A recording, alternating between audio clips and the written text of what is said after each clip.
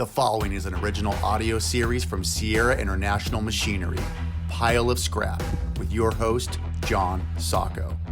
Live here at the show floor at the ReMA 2025 convention for another episode of Pile of Scrap. Hey. I have a guest, another rising influencer in the world of media, social media, Tim Ridderbos. Nailed it. Did I get it right? You nailed it. Well, I tell you, man, that scared me. I'm like, oh gosh, say it right. Yeah. Tim, welcome, man. Thank you, man. Happy to be here. Yeah, it's great to have you. You know, I'm really excited about the fact there's somebody else who's wanting to pick up this football. Yeah, man. And help with the messaging. Yep. What have you learned so far about this gig? You know, well, I mean, I think a lot of it obviously comes from the leaders in this industry who've done it first. I mean, you and everything that you're doing, and there's been this just rush of people who have been, I think, following behind and trying to pick up that football and move it down the field in different ways, right? I've learned, you know, it's difficult. It takes a lot of work. There's actually like a process to it. It's not as free-flowing and fun as it may seem. There's a little bit of a grind to it. And I think it's evolving and changing, right? So I think the things that were working a couple years ago or even last year, like, I think we've always got to be what's next, right? Like I heard this story about you when you got started that you were the first one of us to pick up a phone and put your face on it and have a machine in back. And then, you know, you sold one, you know, within a week, which is really great.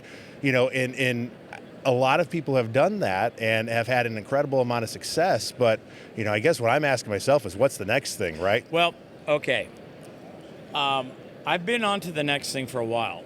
Tell me more. Well, repurposed. Yeah. The cooking shows. Yes. What I've been trying to do is kind of what we learned yesterday with Savannah Banana gentleman. What's his name? Jesse Cole. Huh? Jesse Cole. Jesse Cole. Great guy. I really enjoyed him. But, you know, somebody asked me, well, what did I think of him? And I jokingly said, well, he's reading my playbook. Because in February, I told my staff, we're an entertainment company. Did you really? I did.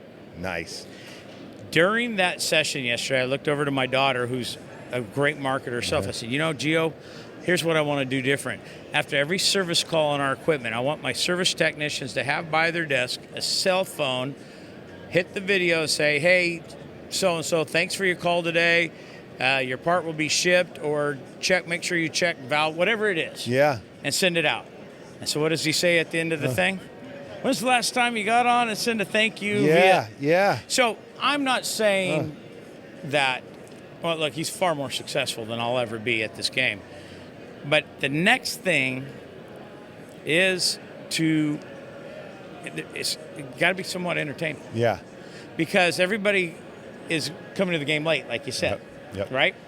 And now they've come to the game. Well, the game's changed. Yep. And it's exhausting to do it every single day. Yep. A lot of people, I could do this. And then next thing you know, why aren't you doing it? It's exhausting. Yes. Or you do it for a week and you stop, and that's not going to help. So I'm actually, I want to dig into that more. So I don't know if you know, but I got in the recycling business because I was doing heavy equipment before that. So I worked for Caterpillar, selling heavy equipment in St. Louis for the dealership Fabic there. Loved it. I mean, I love machines. It's just the most incredible thing, right? When you see something pushing dirt or moving scrap. Eventually changed out all Shapiro's stuff and got hired by Shapiro and been in the business ever since. But this idea of making an equipment company, an entertainment company, like I think that's incredibly interesting because it's high service, right? You got to be there. You got to make sure that machine's running. You know, a lot of the times the people that you're dealing with in this industry are, you know, very tough. They're hard workers. They're up before the sun every day. I mean, you know, how do you bring that delight, that entertainment to them? Like, well, that's really cool. As we talk about, you know, it's not easy at times. Yeah. But here's what's easy for me. I love doing this. Yeah. Okay? Yep. This is the funnest time I've ever had in this industry, is creating the contact. Yeah. And so here at the show, I can't tell you how many people have come up. I want to be on the next episode. Yeah. I want to be on it. So what have we built? We're building relationships. Yesterday we had the Chef's Challenge, the team members here, 6 of them, and we had a fun discussion. But it's bringing people together too. Yep. And here I brought people together in this cooking show that didn't know each other. that created a friendship, and they're trading together. That's awesome. Yeah. So with entertainment also comes the aspect of bringing people together, and that doesn't hurt me. No. It doesn't hurt Sierra. Yep. And so how do we, and now here you are, you're putting this stuff out, you're with Shapiro, you're trying to do stuff with Shapiro, and yet it's a big industry. Yeah. And not a lot of people are doing anything. Anything. Yeah. How's that make you feel when you talk to people and they, I don't know. I think it's kind of like AI, right? Like if you're not leaning into it, you're missing out. It's been something, I credit a lot of it back to Judy Ferraro. She's big in this industry. She worked at Shapiro as sales manager for a long time. And it really started, at least my journey, seeing you, seeing others. And then with her really kicking the sales team in the pants and saying, hey, go be thought leaders in the industry. Like, what does that mean? Like, what's a thought leader, and why do I want to be one? And how does that help me, put more commissions in my pocket, or help me get more metal, or help me, fulfill Shapiro's purpose, which is making the planet better together. And it was really, you could see some of the salespeople who aren't even with the company anymore didn't pick that up, didn't lean into that. And then some people on the team really jumped in. Leadership at the company jumped in, and everything is about relationships, right? Whether it's equipment, whether about sustainability programs, and this is a tool that can amplify your reach. All right, so let's go into relationships here in a second. Nice piece that was produced that you and your team put out, that they showed here at ReMA this morning, and it was about the fly-in. Yep. Now, what's the fly-in about? It's about building relationships with policymakers, the congressional staffs, the senatorial staffs, and getting on the Hill. Now, this was the first time for you. Yeah. And so you saw it, but tell us about your experience, and what did you learn the most from that experience? Well, I'd never done it before, right? And obviously you've been to, all the networking events, the conventions. It's a lot of fun, but there's a reason why ReMA's headquarters is just a couple blocks from the Hill in DC, right? The advocacy part is huge. And it's a little intimidating, right? Like, oh, we're going to go see senators. And I had heard about it. I didn't think it was for me. When we got approached to come and join and go up there and document it, it was great. All right, well, let's go see what this is all about. At the end of the day, like, I learned a couple things, like, from the policy, from the advocacy side, like, it is all about relationships, right? Like, the policymakers have so many things flying at them. It's impossible for them to make good decisions because they can't be an expert in everything. They need people that they can trust and rely on, right? Right. Even on the day of our fly-in, there was a line of probably 200 people outside the Senate building offices. I was in that line. Yeah. And I'm like, I got an appointment. Right. So, okay, so you're on this journey too of trying to let the people in this world know what it is our industry is doing and how we are. Look, I don't use the word essential. Okay. I don't like it. It's a COVID word. Interesting. Okay. All right. I don't begrudge it that we're using that at ReMA. Yeah. I use the word vital. Okay. That's good. Why? When you go to the hospital, do they take your vital signs or your essential signs? Your vital signs. No industry is more vital than our industry. There you go. So when you talk to people, because you're now in this game, you know that I've done repurpose it. And, I find a lot of people still don't know what it is we do. And when I was telling this one staffer from Tennessee, from the Senator of Tennessee, that did you know that you can't make an automobile with aluminum transmission housing or aluminum motor block and what have you without recycled aluminum? Yep. Really? Yeah. Exactly. Yep. So how many of those did you get when you were in the offices? Well, I think, especially in today's current climate, right, around sustainability and everything else, like the conversation shifts a lot more towards, certainly business cases and national defense, right? So one thing that, a lot of St. Louisans are very proud of is the fact that we had McDonnell Douglas and now Boeing in St. Louis. And so we were in Eric Schmidt's office talking to his staffers, and there's this conversation about every F-15 fighter, every F-18 comes out of a plant plant in St. Louis, Missouri, and there's a whole bunch of suppliers all around St. Louis and in Wichita and everywhere else making parts for those planes. And so we were able to have this incredible conversation because Eric Schmidt, he sure knows about those planes, and he sure knows about Boeing being in St. Louis. And when you communicate to the staffers, like, those planes don't get built without us processing the aluminum, making sure it stays within, the cycle so that you can make a new plane, they get it. You went to the national security, which is a really good point. I have 5 mantras that I tell any policymaker. Healthcare doesn't exist without our industry. Build a hospital you can't build a hospital because rebar. I always start with rebar. I start with the foundation. Yep. And then I go into all the equipment, the electrical, the aluminums, the steel, everything that's in a hospital. Then I go do our education. Same thing. Can't build schools without. Nope. Same stuff, right? Yeah. National infrastructure. Can't build highways without what we do. No. Can't put aluminum signage out on the highways and electrify them without what we do, et cetera, right? Yep. Farming. Food supply. Last I checked, John Deere doesn't build tractors from plastic or cardboard. They do not. No. And then, of course, I always end up, because the audience on national security is sometimes I wonder, are they anti? So I got to be careful when I deliver that one, because everybody wants healthcare. Yep. Everybody wants education. Yep. Everybody wants infrastructure, and everybody needs DEET. Yep. True. So then I always end with the 5th one. I go, well, let's talk about our military. Yeah. Let's talk about armor plating. Yep. That protects our soldiers. Yep. All made from recycled steel. It's just the heat treating process. Yeah. The plate they use. So that's the mantra I always use, and very good. I stay on message. I don't really get off that. That's what I do. Well, it's plenty, right? Everybody makes sense. Everybody connects with those things. Everybody does those things, right?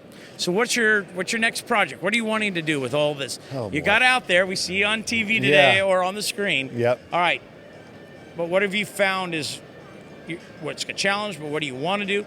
What's coming next for you, Tim? I kind of feel like the dog that was chasing the tire and then actually caught it. It's been a little bit of a wild ride. Like, all the video stuff that's happening now, the fly-in, all the pilot that we made, it started with me just doing it on a cell phone, right? I made a couple videos of some sustainable companies, like a distillery in St. Louis that does everything sustainability focused. And then the camera guy, the producer that helped me with these, he called me up. We went to coffee, said, let's do one for real. So then we made the pilot, and then we obviously, we're working on a second episode. Then we got to do DC. And so this thing really, over the course of a year and a half, has gone from me just screwing around on my phone to, actual really incredible stories. So we've got a couple in the pipeline. We're waiting to, get some I's dotted and some T's crossed, but I'm hoping we can do a few more episodes. It's not cheap. It's not cheap. And see, I think this is probably the greatest frustration. There's a lot, you have a lot of ideas. Look, I see what you want to do. I can see the passion in you, and I think it's fun. Yeah. I got a lot of ideas. Yeah. It's just not cheap. No. And I really think that this industry, I think the mills, foundries, smelters, and every one of us suppliers of raw materials, there needs to be more invested in our messaging. We haven't even... Look, I got 2 series on Amazon. The 3rd one will be out later this year, right? It's not enough. One man can't do it all. No. Well, and the beautiful thing about it is, right, if you take the expense of it off the table just for a second, we are in a target-rich environment for stories, right? The things you're doing, the things I want to do, like, we have so many places where we can tell incredible stories and connect dots to people that don't have a clue what's happening when they throw something in the recycle bin or in the trash can at the end of the yard, or what it becomes, right? Like, there's so much of that out there. All right, I got to for full transparency, I got to tell you something that drives me absolutely crazy. You were in the session this morning. Yeah. And I think it's great that the kids get out there and we reward them for their poster and for their video. When I went and talked to a school, and I think we need to do more of this, Michael Goldstein's big on that. Oh, yeah. With Scuba Jess and everything she's doing with recycling is magic. The biggest lie told to our kids is that recyclables come from waste. Commodities are never waste. Nobody's throwing copper wire in a trash can. Aluminum cans, because they've been told it's waste, Instead of, why is Japan 100% recycling on cans? Yeah. Because they've been told it's valuable and good for the environment. Yep. Absolutely. What have our kids been told? That's waste. Yeah. It doesn't matter. Don't worry about it. Don't take the time to put it in the right spot. And I believe that, like today, they show the landfill. Look, you know what industrial recycling is all about. Mm-hmm. Okay? Shapiro's very big at it. Yep. And very good at it. Yep. But none of the stuff you're recycling was ever destined for a landfill. Never. Right? Well, I will tell you, there was a time where that was correct. We have shifted what we're doing to where we're dumpster diving at our customers now to help them understand how much stuff that they're throwing away that actually is recyclable. So the metal, you're right. Though I will tell you, I found customers that throw away copper wire. Incredible, right? Nuts. Not my city. Oh, yeah. Well, they know they got gold there. Oh, well, it happens, unfortunately. You educate and you train. We've really shifted to try and be a little more holistic, right? We're looking at how often their trash is getting pulled, right? How many truckloads they're doing, how much cardboard and pallets and plastic that's all reusable, all recyclable, so that, because I struggle with this too, right? Like there was a time where, okay, our mission is to make the planet better together. But if we're just a metal company, right, and that's all we do, if we go out of business tomorrow, there's 30 other scrap guys that want to come right behind us and drop a can. We have not actually done anything to make the planet better together. And so that's where Circular by Shapiro comes in, is to really help our customers do more, recycle more, and keep more stuff out of landfill through that education. Well, okay, now that's true. Yeah. But what percentage of all the recycling in America? See, this is the thing. Yeah. You ask John Q. Public, see episode 1, season 2. What's the most recycled product in America? What did they say? It was either plastic or paper. Missed it by a mile, steel. Asked them what a steel mill is. Only one person knew what a steel mill was.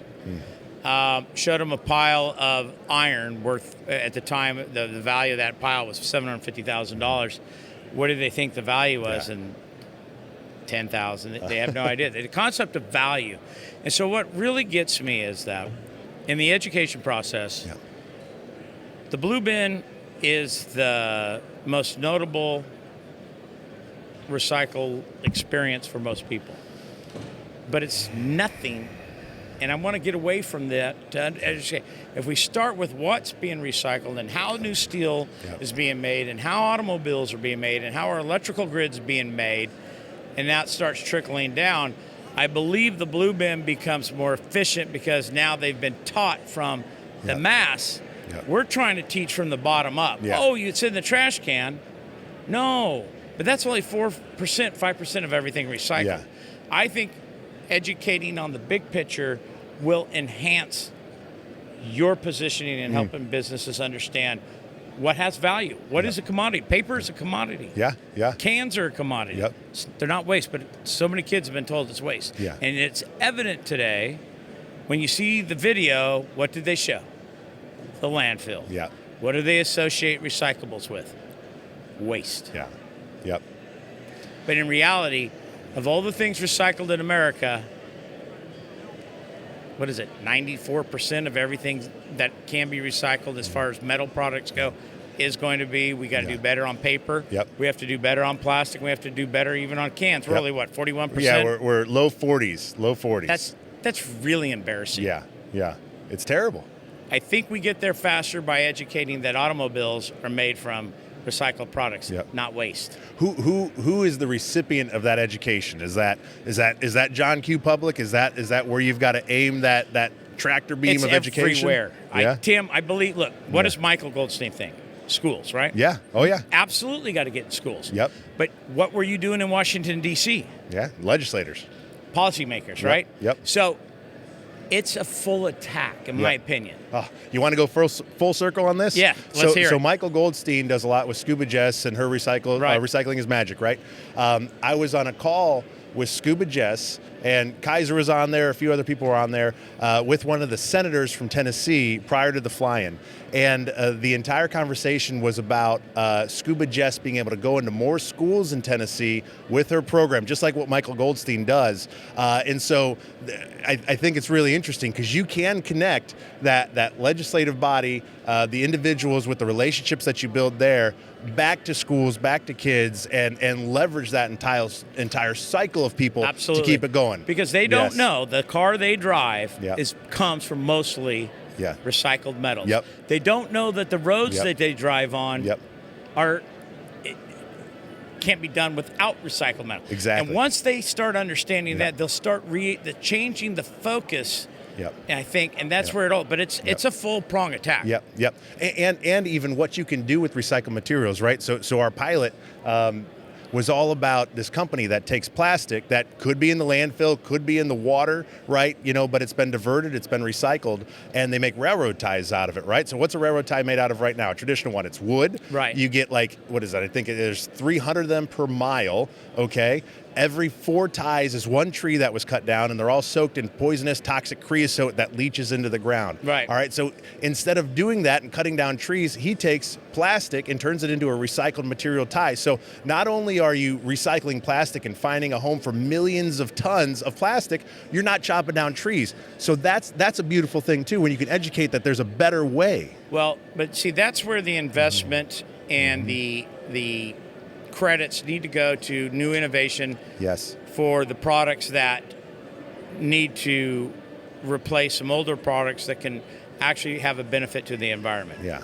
But we still miss the 94%, and it's never celebrated. If you remember World War II, our cans are our bullets, right? Fight tyranny with your metal. Everything but the kitchen sink. Right. Yes. And my point is we went from heroes to persona non grata. Yeah. That's an image problem. Yep. We change that image, Yep. we can change how many more percentage of this gets recycled. We can't associate with waste. Yeah. We have to associate with commodity and value Yep. and environment. And the Because product. Tell me an industry that does more to reduce CO2 emissions and energy consumption than what we do, because our raw materials save how much CO2 emissions and energy versus virgin. Yeah, I don't think there's another industry that does. No. I don't think so. And see, that's part of this mission. This is my passion. This is my focus. Yeah. You've got your, see, I think together, wherever we take our message, we're going to gain followers to understand what we do. Yeah. So you keep it up. Yeah, thank you. And I really appreciate you coming on because I see it in you. I know you're passionate and you love this. And I'm encouraging you to never give this up. It'll get hard. You won't have support some days. Won't be able to finance everything you want to do. Yep. But messaging can be done very easy with your cell phone, as you said. Yes. You keep it up, Tim. I'm just encouraged that I'm seeing new people out there, and you're one of them. You keep it up, and let's together in our messaging, we can have our own platforms, but we do have a common goal and a common message. Exactly, man. Last word to you, my friend. I'm just happy to be on the team that's carrying these messages out. I think there's a ton of stories, and I hope you, me, everybody else who's doing this carries that message forward. So, love it. Tim, thank you very much, brother. All right, hey, thanks a lot. All right, man. This has been a Sierra International Machinery original audio series. Thanks for listening. Please share this podcast and make sure to subscribe.